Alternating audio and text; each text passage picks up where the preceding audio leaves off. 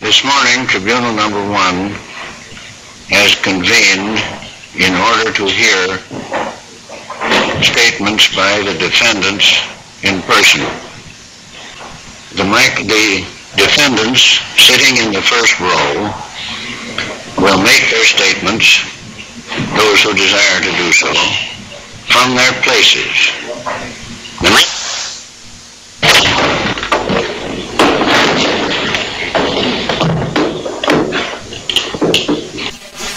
Wächst mein Herzen die Liebe zum Menschen. So trage ich sie von meinem Gewissen. Als ich in jener Zeit mit Pastor Larouche, dem einzigen ernsthaften Warner, der mir persönlich bekannt wurde und begegnete, sprach, da schien es zuerst, wie wenn unsere Gedanken weit voneinander stünden. Aber je länger wir sprachen, je offener wir dabei wurden, umso mehr und enger wurde unser gegenseitiges Verstehen. Es war damals und mit schwerem Herzen Mensch und als Arzt.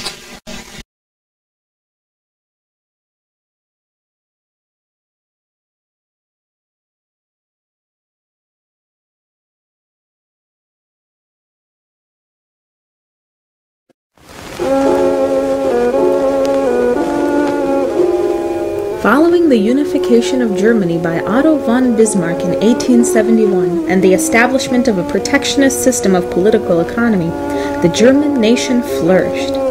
The nation was in the midst of the birth of a new cultural renaissance and a revival of what became known as German classicism, first introduced in the middle of the 18th century by Moses Mendelssohn, Lessing, Schiller, and others, and continued to the end of the 19th century. German society moved away from outdated oligarchical thinking to get away from the idea of a caste system, of the inferiority of human individuals, and of the idea that a human being was nothing but an animal who could be used for mere labor or for some other menial value. Instead, the promotion of freedom, as defined by Gottfried Wilhelm Leibniz, through the development of creativity in an individual human being whose life was invaluable to the nation, to humanity, and to history, became the new governing principle of society. And through it, Germany became a cultural and political mecca, leading breakthroughs in science and industry and the development of the classical arts. Russians, Poles, Jews came in from all across Eastern and Western Europe to make this new nation their home, to live for the improvement and immortality of Germany. With the 1890 ousting of German Chancellor Otto von Bismarck, however, the British Empire unleashed a process which ushered in World War I, setting nation against nation and halting the cultural and industrial development of Germany. The end of the war crippled the young nation. Soldiers came back to find their family and friends separated and their country in ruins. The Versailles Treaty stripped Germany of its raw materials, its industry was dismantled and shipped off, and the heavy reparations it was forced to pay ignited the infamous 1923 Weimar hyperinflation. Meanwhile, the culture degenerated, and a new movement, eugenics, once ignored and attacked, received new prominence. Eugenics was a term first coined by Francis Galton in 1883 to denote the principle of strengthening a biological group on the basis of ostensible hereditary worth. Social Darwinists and leaders of the movement insisted that a new criterion for value had to be established. With the popularization of Charles Darwin's Origin of the Species and Gregor Mendel's program of genetics, race, survival of the fittest, the strength of one's genes became the new criterion for value, so that the purpose of the state was no longer in guaranteeing and defending the individual rights of the citizens in the nation, but to serve the race. However, the doctrine was not nearly as new as some may have believed, but was as old as perhaps even humanity itself. And the axioms underlying this philosophy pivoted on the question, What is the value of a human being? The system of imperialism, which had dominated the world for the past 3,000 years and more, denied value in humanity, denied the existence of a creative spark within the individual human being, and seek to suppress the creative powers of the individual, and to subjugate the masses to the level of mere beasts. This system, introduced by the British Empire of that day, took hold of Germany.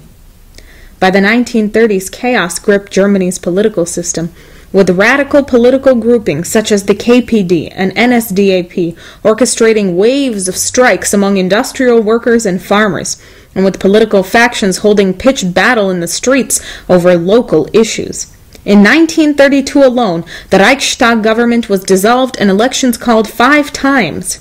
The environment was ripe for an overthrow of the Weimar Republic. In 1933, Hitler came into power and adopted the political policy of eugenics. For the so-called greater good of the nation, he vowed to purge society of lives unworthy of life.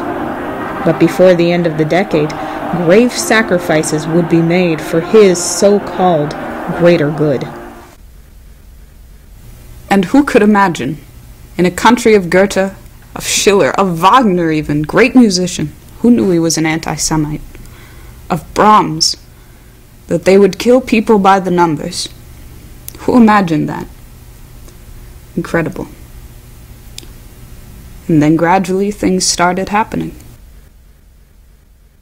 On June 22, 1933, Wilhelm Frick, the Minister of the Interior, introduced the early sterilization law into Germany, the first step in Hitler's lives unworthy of life policy, declaring that Germany was in grave danger of Volksstaat, or death of the nation, and that harsh measures needed to be taken. 3 weeks later, the doctrine of basic sterilization was implemented, and hereditary health courts were set up to oversee the mass sterilization of those with mental deficiency, schizophrenia, manic depressiveness, epilepsy, Huntington's chorea, hereditary blindness and deafness, body malformation, and hereditary alcoholism. With the nation's economy in shutdown, and with the nation now beginning to mobilize for war, the prime concern for further measures in Hitler's program became that of cost-effectiveness and value. Germany needed a health program which would not only enforce racial and hereditary fitness, but which would also contribute significantly to the war mission and help cut down the costs of the state. In an August 1933 speech at the opening ceremony for a state medical academy in Munich, the Bavarian Commissioner of Health, Professor Walter Schultz, declared that sterilization was insufficient. Psychopaths, the mentally retarded, and other inferior persons must be isolated and killed. Nur ein gesundes und starkes Volk wird leben und Werte schaffen zum Segen der Nation und zum Segen der Welt. From 1934 on, hospitals were encouraged to neglect patients and allow them to die. Meanwhile, Hitler's propaganda machines turned out statements, posters, and educational materials pushing the idea of mercy deaths for the benefit of society. For example, questionnaires in school textbooks asked such questions as what the cost-effectiveness was of saving the life of a mentally handicapped person versus a healthy citizen. One mathematics textbook asked the student to calculate how many government loans to newly married couples could be granted for the amount of money it cost the state to care for the crippled, the criminal, and the insane.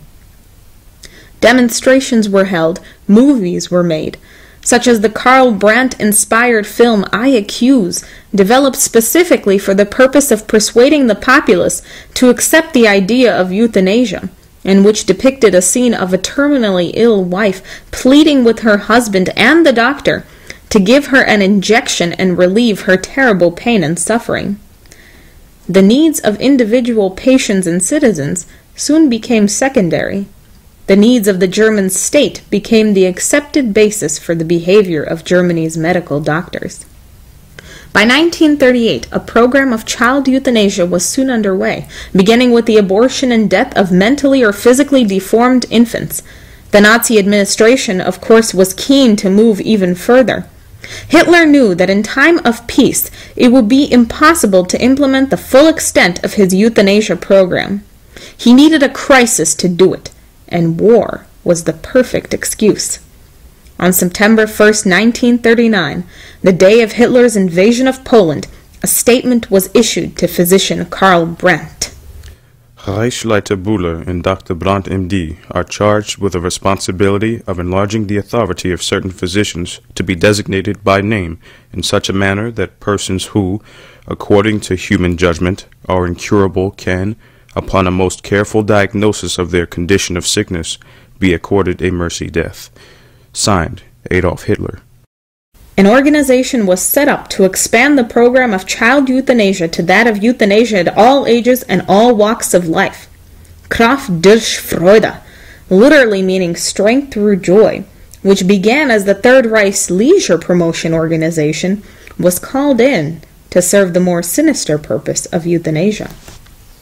The offices of the organization were expanded and moved from the cramped streets of Wolfstrasse to a new central office in a confiscated Jewish villa in number 4 on Tiergartenstrasse.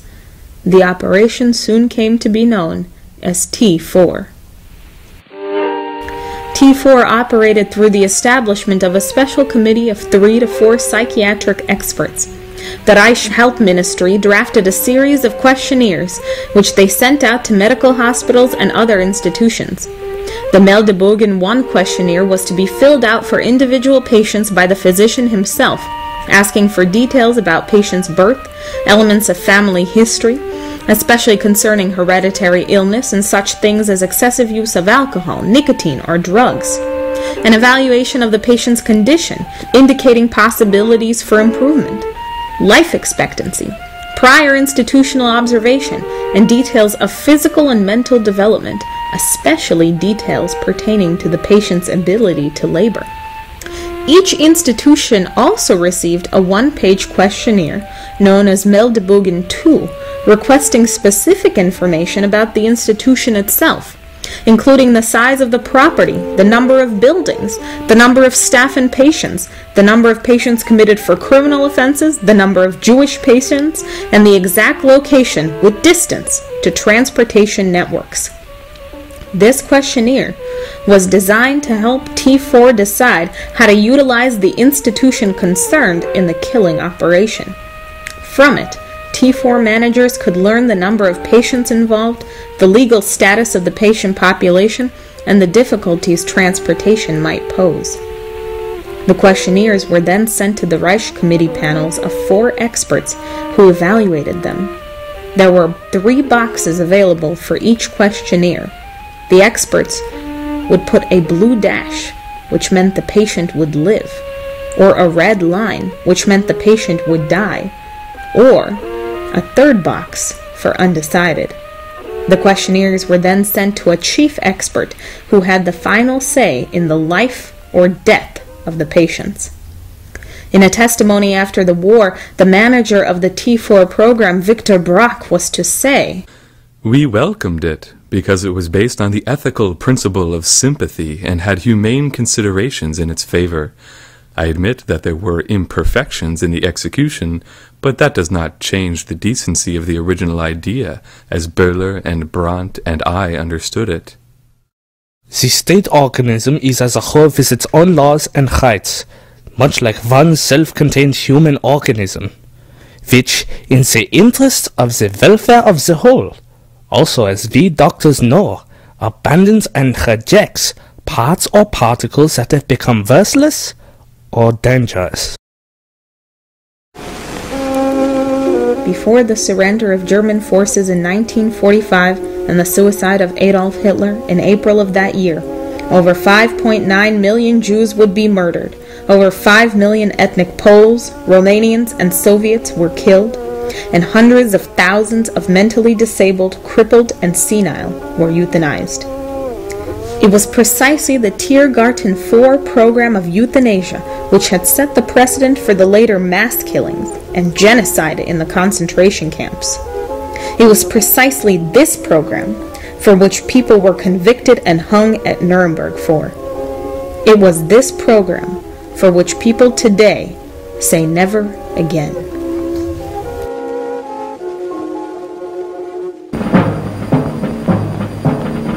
Vor der Barackliga, das Dorf steht eine Güte um den Hof. Und die meerestraurigen Hütten draußen steht die Freiheit fließen. Adieu zu dessen Land.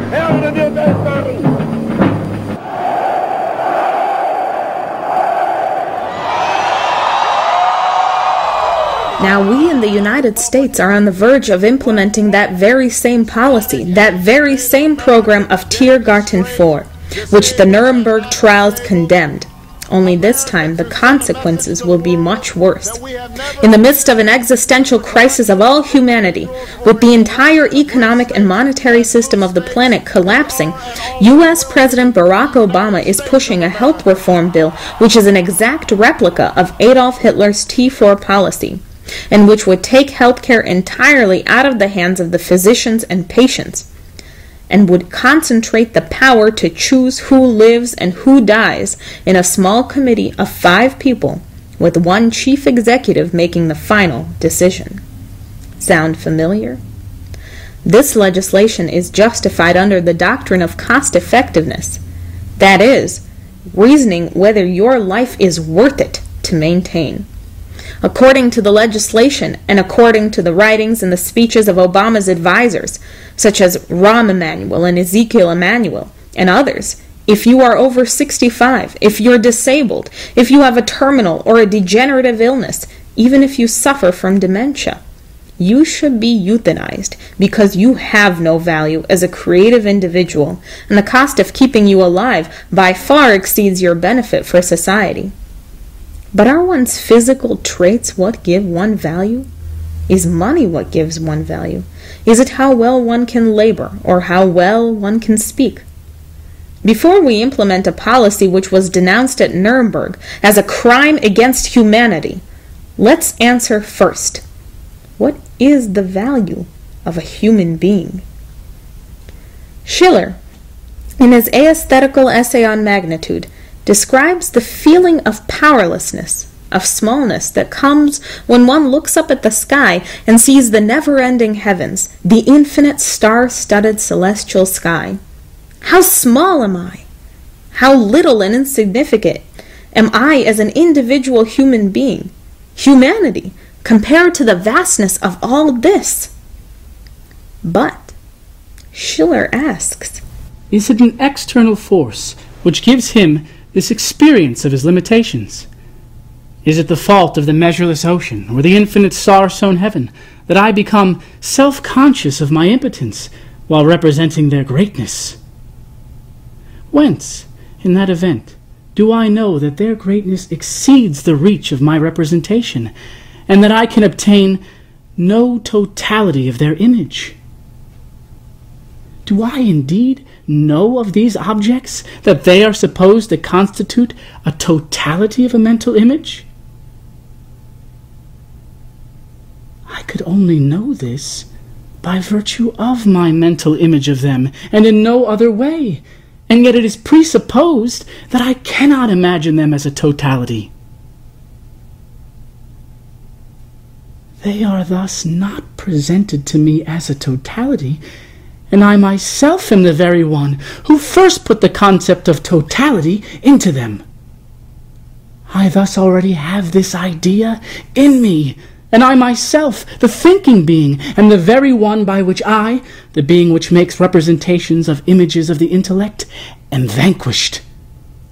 In contemplating these great objects, I indeed experience my powerlessness, but I experience it through my strength. I am not vanquished by nature. I am vanquished by my own self.